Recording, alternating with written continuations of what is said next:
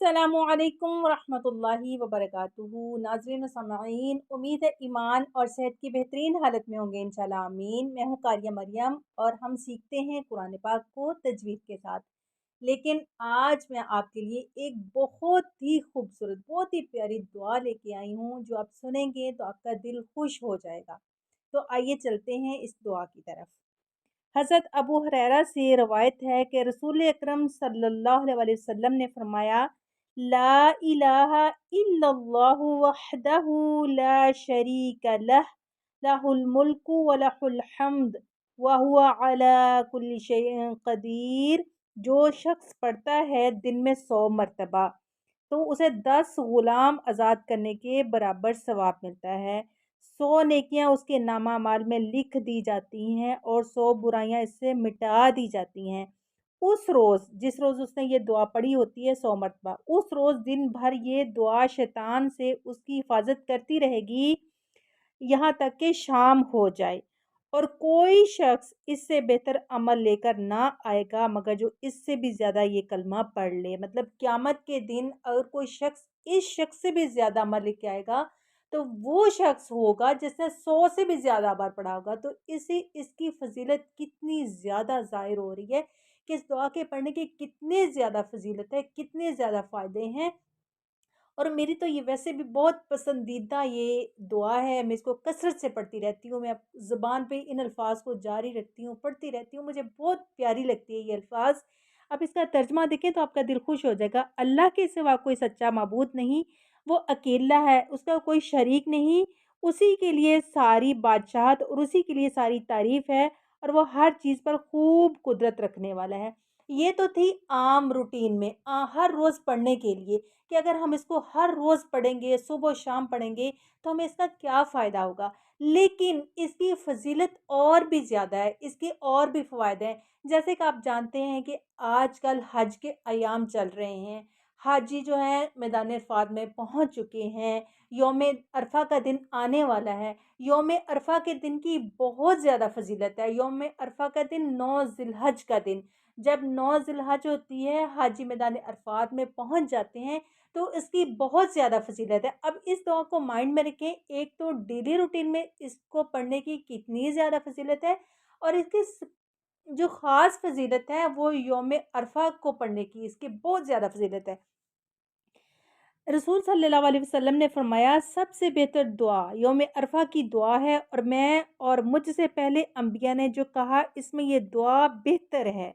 ला इलाहा इल्लल्लाहु वहदहु ला शरीका लह, लहुल मुल्कु व लहुल हम्दु व हुवा अला कुल्ली शैइन कदीर।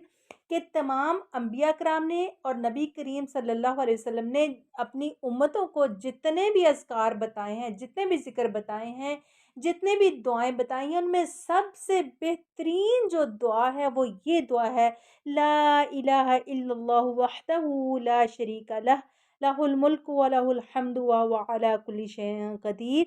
तो हमने यौम अरफ़ा में 9 ज़िलहज को कसरत से बहुत ज़्यादा ये दुआ पढ़नी है, बहुत ज़्यादा ये दुआ माँगनी है। दुआओं में, नमाज़ में, चलते-फिरते, उठते-बैठते सारा दिन हमारी ज़ुबान पे ये वाली दुआ रहे, तो अल्लाह ताला हमसे बहुत राज़ी हो जाएँगे इंशाल्लाह, और हम जो दुआएँ माँगेंगे हमारी दुआएँ कबूल होंगी इंशाल्लाह। क्योंकि आप जानते हैं कि हज़रत यूनुस अलैहिस्सलाम ने मछली के पेट में क्या दुआ माँगी थी? ला इलाहा इल्ला अंत सुब्हानका इन्नी कुन्तु मिनज़ ज़ालिमीन। हज़रत यूनुस अलैहिस्सलाम ने ये नहीं कहा था कि ए रब मैं मुश्किल में हूँ या मुझे मछली के पेट से निकाल दे। हज़रत यूनुस अलैहिस्सलाम ने सिर्फ़ अल्लाह ताला की तौहीद बयान की थी। तो इस दुआ में भी अल्लाह ताला की तौहीद बयान की गई है। अल्लाह ताला को उसकी तौहीद बयान करना बहुत पसंद आता है। अल्लाह ताला बहुत राज़ी हो जाते हैं।